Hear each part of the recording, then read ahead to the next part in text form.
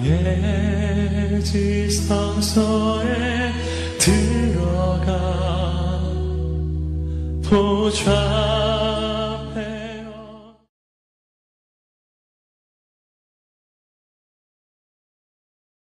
오늘도 이 창세기 16장을 통해서 우리가 배웁니다.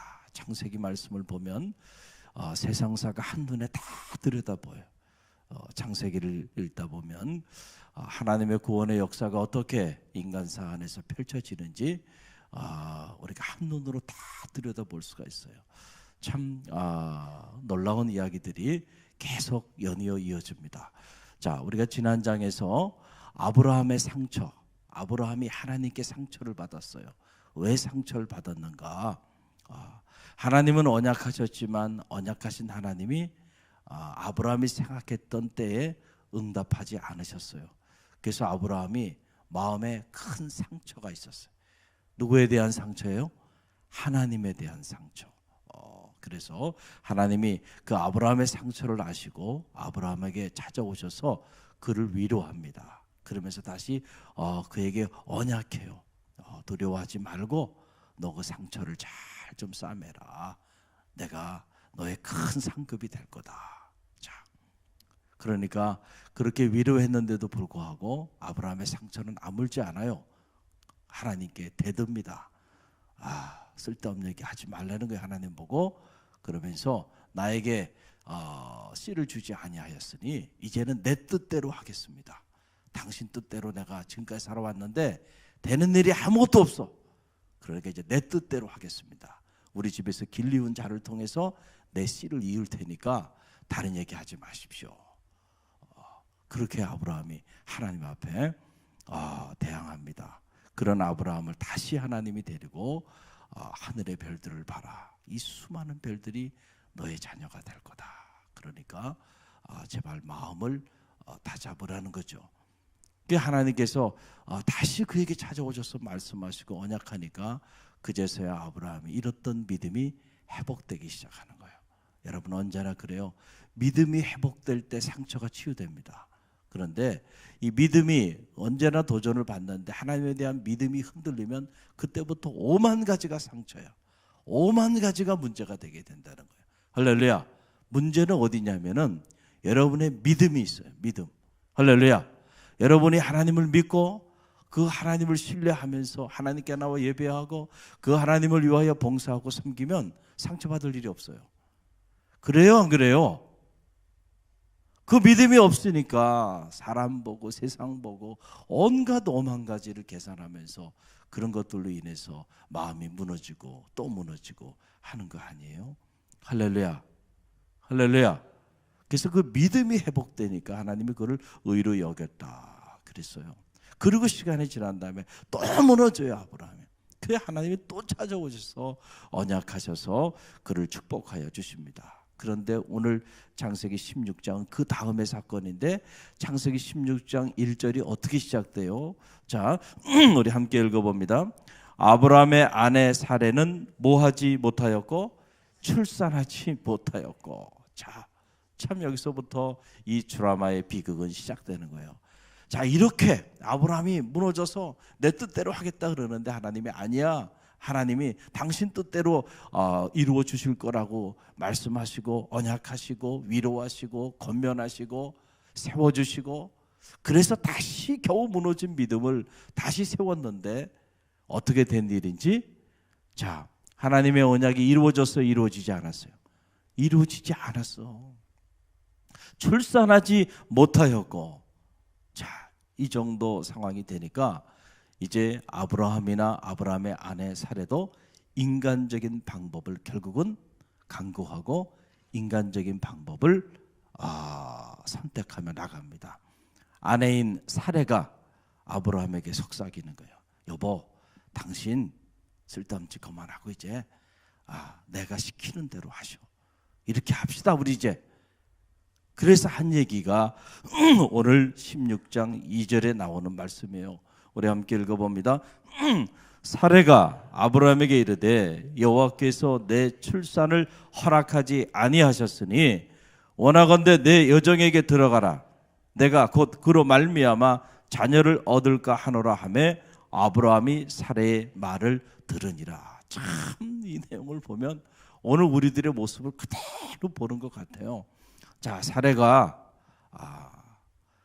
아브라함의 이야기를 듣고 이제 하나님께서 나에게 씨를 허락하여 주시고 자녀를 허락하여 주시고 대문을 열어주실 거라고 사레도 믿고 기다린 거예요. 기도했던 거죠. 그런데 하나님이 허락해 주지 않은 거예요. 그래서 아예 사레가 결정을 딱 내립니다. 여호와께서 내 출산을 허락하지 아니하셨으니 하나님은 지금도 일하고 계시죠. 그런데 사레는 딱 결정을 내려버려. 하나님은 이제 더 이상 나를 통해서 출산을 허락하여 주지 아니하실 거야. 단정을 지어버립니다. 그리고는 남편에게 얘기하는 거예요. 당신도 이제는 딴 생각 품지 말고 내가 시키는 대로 하시오. 내 여종에게 당신은 들어가라. 그래서 그를 통해서 혹시 자녀를 얻을 수 있지 않겠느냐. 믿음의 행동이에요? 믿음의 행동이 아니에요? 믿음의 행동이 아니죠. 그러나 이 사례의 마음을 이해는 할 수 있잖아요. 지금 10년의 세월이 지났어요. 10년 동안 아무런 일이 일어나지 않은 거야. 하나님이 하신 일은 말씀만 하신 거야.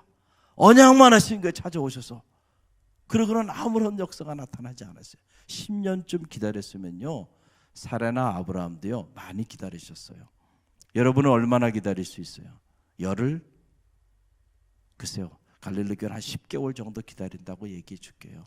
10개월은 기다릴 것 같아요, 여러분은. 그러나 10년은 아니야. 제가 보니까 10년 동안 기도 제목 내놓고 들어주지 않았는데 10년 동안 자기 자리를 지킬 수 있는 사람이, 글쎄요, 저는 자신이 없어요. 자신이 없어요. 몇 개월, 1, 2년 그래도 안 들어줘. 아무런 변화가 없어. 그러면 그냥 무너져 버리는 거예요. 무너져 버리는. 여러분 기도하다가 왜 낙심하나요? 왜 낙심해요? 기도하다가 여러분이 기도하시면서 여러분 나름대로 다 기도 제목에는 뭐가 있다 그랬어요? 여러분이 정해놓은 때가 있다니까. 하나님 이 기도는요 1년 이내에 응답돼야 되고요, 저 기도는 6개월 이내, 이 기도는 1개월 이내, 다 여러분 나름대로 여러분이 결정한 때가 다 있어요. 기도 제목마다. 근데 그때에 응답하지 않았을 때 여러분도 단정 짓는 거예요. 하나님은 이 기도에 응답하지 아니하시는 분, 하나님은 내 기도에 응답하지 아니하시는 분. 그래서 상처받고, 그래서 기도의 자리를 떠나고 믿음의 길을 떠나는. 자, 지금 사레와 아브라함이 그 길을 가는 거예요. 자, 보니까 아브라함만 문제인 줄 알았더니 그 안에 사레도 그렇게 대단한 여인은 아니었던 것 같아요. 그렇잖아요. 남편이 흔들려도 아내가 여보 그러면 안 되지, 하나님이 이렇게 언약하시고 우리가 믿음으로 지금까지 이렇게 살아왔는데 당신이 이렇게 흔들리면 어떡해? 그리고 잡아줘야지 아내가.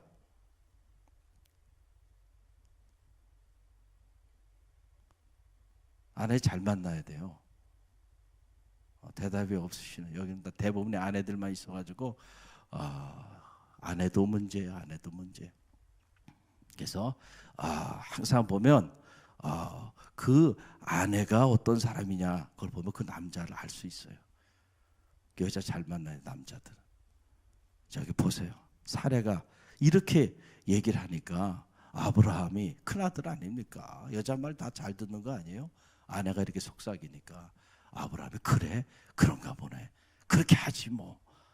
그러고는 아브라함이 그대로 하는 거예요. 그래서 3절을 보세요. 읽어봅니다. 아브라함의 아내 사레가 그 여종 애굽 사람 하갈을 데려다가 그 남편 아브라함에게 첩으로 준 때는 아브라함이 가나안 땅에 거주한 지 10년 후였더라. 당시 27, 18세기 고대 근동 지역에 이 함무라비 법전에 보게 되면 우리나라도 그런 게 있었죠. 시바지. 그렇죠? 우리도 조선시대만 해도 시바지 문화가 있었단 말이에요. 그래서 대를 잇게 하기 위해서 종을, 여종을 취해서 그 대를 잇게 했다라고 하는 거예요. 그 당시도 그대로 그런 문화가 있었단 말이에요. 그러니까 하나님 언약 기다리고 우리를 통하여 하나님이 대를 잇게 하실 것이다 생각하지 말고 우리가 인간적인 방법으로 합시다. 자, 하갈 몸종을 데려다가 그 여종하고 같이 이렇게 잠자리를 같이 해서 우리 대를 이읍시다. 그렇게 하자고 그렇게 한 거예요. 이것이 이 집안의 화를 불러오는 단초가 되는 거예요. 자, 벌써 첫 단추가 잘못 껴진 겁니다. 첫 단추가 지극히 인간적인, 지극히 믿음의 결정이 아니죠. 이게 바로 뭐야? 에베소서의 말씀에 의하면 혈과 육으로 판단한 거예요. 그렇게 결정해서 나간 거예요. 그랬더니 몸종 하갈이 임신을 하게 됩니다. 이 일로 이 집안의 문제가 이제 가정 불화가 일어나기 시작해요. 몸종 하갈이 자식을 갖기 시작하니까 주인은 자녀를 갖지 못했잖아요. 그러니까 두 여인 사이에 갈등이 생길까요? 안 생길까요? 갈등이 생긴 거야. 나는 여주인인데, 저는 종인데, 종이지만은 저 여인이 주인의 아이를 임신했어요. 그러니까 서로 위치가 달라지기 시작하는 거예요. 그러니까는 이 둘 사이에 갈등이 일어나기 시작하고, 그 갈등 속에서 사례가 화가 치밀어 올리기 시작한 거예요. 그러니까 이 사례가 남편을 또 불러다가, 내가 저 여종 몸종에게 이런 멸시를 당할 수 있느냐? 내가 당하는 이 멸시는 당신이 당해야 될 것이다 말이야. 그러면서 또 남편에게 또 해댑니다. 야, 참 훌륭한 아내야. 훌륭한 아내야. 에? 자, 여러분, 그 내용이 이 창세기 16장에 나와요. 참 재밌어. 이 내용을 읽어보면 이 드라마를 보는 것 같아요. 드라마를 보는 것 같아요. 자, 이거는 우리가 막장 드라마라고 그러잖아요. 막장 드라마가 펼쳐지는 거예요. 자, 보세요. 5절 보세요. 함께 읽습니다. 사레가 아브라함에게 이르되 내가 받는 모욕은 당신이 받아야 옳도다. 내가 나의 여종을 당신의 품에 두었거늘 그가 자기의 임신함을 알고 나를 멸시하니 당신과 나 사이에 여호와께서 판단하시기를 원하노라. 자, 표현은 이렇게 돼 있지만은요, 이게 말은 무슨 말이냐면, 여보, 저 여종 하갈을 선택하든지 아니면 나를 선택하든지 당신 둘 중에 하나 해. 지금 그 얘기하고 있는 거예요, 지금. 그러니까 착한 아브라함이 아내 말을 들어요. 그리고 아내가 화가 났구나. 지금 아내가 하갈을 선택하라는 얘기 아니잖아요. 말은 하갈을 선택하든지 나를 선택하든지 하나님과 나 사이에 판단하란 말이지, 그 얘기인데 그 심정을 알고, 그래 여보, 그러면은 당신이 알아서 해. 이 얘기 지금 듣고 싶은 거예요. 아브라함의 지금 재가를 듣고 싶은 거예요. 그래서 아브라함이 그래, 그러면 당신 마음대로 해. 그래서 아브라함의 재가를 딱 들었어요. 그러고 난 다음에 됐다. 그러고는 그 하갈을 막 멸시하기 시작하고요, 박해하기 시작합니다. 그래서 하갈이 더 이상 그 집안에 살 수가 없어. 그래서 임신한 이 여인이 임신한 채로 광야로 도망을 가요. 오죽하면 광야로 도망을 갔겠어요. 여러분, 그 내용이 6절을 보세요. 함께 읽어봅니다. 아브라함이 사라에게 이르되 당신의 여종은 당신의 수중에 있으니 당신의 눈에 좋을 대로 그에게 행하라 하며 사레가 하갈을 학대하더니 하갈이 사레 앞에서 도망하였더라. 참, 여러분, 집안이 한순간에 풍지박살이 나는 거예요. 지금 막 집안에 막 불화가 일어나기 시작해가지고 한번 생각을 한번 해보세요. 지금 상황이 어떻게 전개되고 있는가. 이래서 하갈이 임신한 채로 도망을 가게 돼요. 만약에 창세기 16장이 여기서 끝났다고 한다면 창세기 16장의 주인공은 아브라함과 사레였을 거예요. 그런데 이 창세기 16장을 읽고 또 읽어보면 놀라운 반전이 여기 있어요. 놀라운 반전. 어떤 드라마든 반전이 있죠. 그래서 놀라운 반전이 있습니다. 가만히 보면, 자, 우리가 입장을 좀 바꿔놓고 생각해 보면 하갈의 입장에서도 억울한 거예요. 억울해. 하갈이 자의적으로 아브라함과 동침한 것도 아니죠. 자, 사레는 여주인이었고 이스라엘 사람이었고 하갈은 종이었고 가난한 자였고 그리고 이방 사람이었어요. 그리고 자기 임의대로 결정한 게 아니고 주인의 뜻을 따라서 들어가라면 들어가고 나오라면 나오라는 존재예요.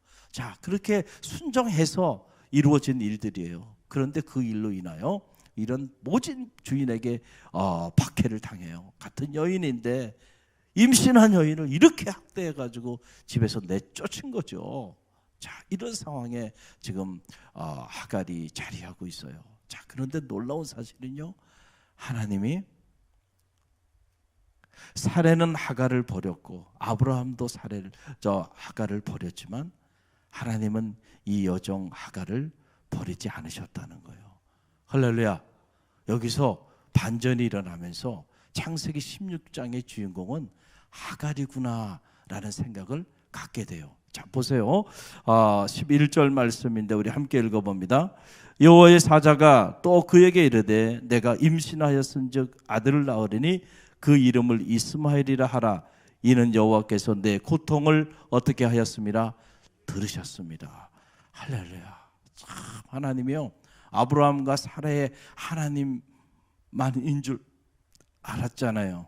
우리가 창세기를 쭉 읽으면서 창세기에 나타나는 주인공이 아브라함 열국의 아비가 될 사람이고 사라 열국의 어미가 될 사람, 하나님은 그들의 하나님인 것처럼 느껴지지만 그렇지 않아요. 창세기 16장을 보면 분명한 사실은 하나님은 하갈의 하나님도 되신다는 거예요. 할렐루야. 할렐루야. 여종이고 이방인이고 박해받은 자고 임신한 채로 광야에 버려진 채 도망가 있는 여인이었지만 하나님은 그 여인을 외면하지 아니하시고 찾아가셔서 위로해 주세요. 여호와께서 내 고통을 들으셨도다. 할렐루야. 하나님이 이런 분이에요. 그리고 이 하나님을 경험한 하갈이요, 하나님에 대한 놀라운 고백을 합니다. 여러분, 그 내용이 오늘 13절에 나오는데 함께 읽어봅니다. 하갈이 자기에게 이르신 여호와의 이름을 나를 살피시는 하나님이라 하였으니 이는 내가 어떻게 여기서 나를 살피시는 하나님을 배웠는고 함이라. 부엘라야 헤로이, 부엘라 헤로이. 하나님은 나를 살피시는 하나님. 할렐루야. 한번 따라해 보세요. 하나님은 나를 살피시는 하나님. 이 하나님에 대한 고백이 이 새벽에 여러분의 고백이 되시길 바랍니다. 이 새벽에 하나님께서 여러분의 고통을 들어주실 거예요. 그리고 여러분을 살펴주세요. 할렐루야. 우리가 어떤 처지에 있든지 간에 하나님 우리 외면하지 않습니다. 사람은 우리를 외면하고 필요할 때는 쓰지만 필요 없을 때는 내치기도 하고 그래서 버림받기도 하지만은 그러나 하나님은 결코 그런 분이 아니세요. 신실하신 하나님. 할렐루야. 우리는 하나님께 수없이 등을 돌리며 살지만 하나님은 단 한 번도 우리에게 등을 돌린 적이 없으신 분이에요. 꼭 기억하시길 바랍니다. 그러니까 상처는 하나님이 받으셨지 여러분이 받은 게 아니에요. 할렐루야. 하나님이 지금 하시겠다 그랬잖아요. 하나님의 뜻대로 하나님이 다 계획 속에 지금 이루어지고 있는데 계속 반기를 들면서 계속해서 상처받았다 그러고 계속해서 문제제기를 하면서 계속 등을 돌리는 거는 누구예요 지금? 아브라함과 그 아내 사례잖아요. 그렇죠? 그래요 안 그래요? 그럼 상처는 누가 받았어? 누가 받았어요? 하나님이 더 받으셨죠. 하나님이 말할 수 없는 상처를 하나님 받으셨죠. 언제부터 받으셨어요? 에덴 동산 때부터 받으셨어요. 다 만들어 주시고 모든 것을 다 주시고 그 나무 하나에서 자란 열매 하나만 좀 네 임의대로 먹지 말라 그랬는데 그런데 또 그것도 또 누가 상처받았겠어요? 하나님은 감당할 수 없는 많은 상처를 받고 피를 흘리시는 분이에요. 우리가 사순절을 보내고 있죠. 상처는 누가 받았겠어요? 주님이 받았을 상처를 한번 생각해 보세요. 한번 상상을 해보셨어요? 주님이 그의 제자들과 그를 따르는 이들과 인간들에게 받았을 그 상처를 한번 생각해 보세요. 그러나 주님께서 나 상처받았다고 너희가 그럴 수 있냐고 그러셨어요? 한 번도 그러지 않으셨죠? 그러니까 여러분 신앙생활 하면서 요즘 현대 교인들이 교회마다 상처받았다는 사람들이 그렇게 많다는 거야. 다 온통 상처받은 사람들밖에 없어. 그리고 심지어 무슨 치유 목회네 이래가면서 맨날 우는 아이들 젖주는 사역을 하고 앉아있어요. 하나님의 역사가 나타나요? 안 나타나요? 안 나타나.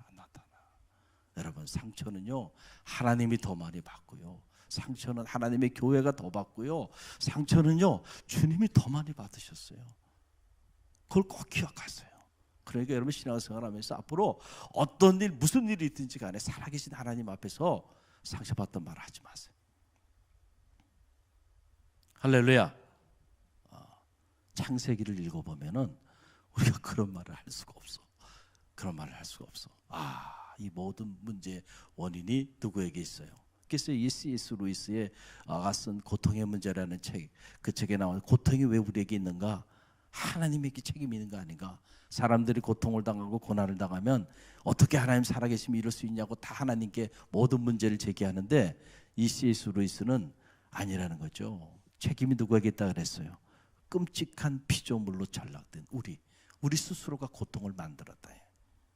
하나님이 이렇게 한 게 아니에요.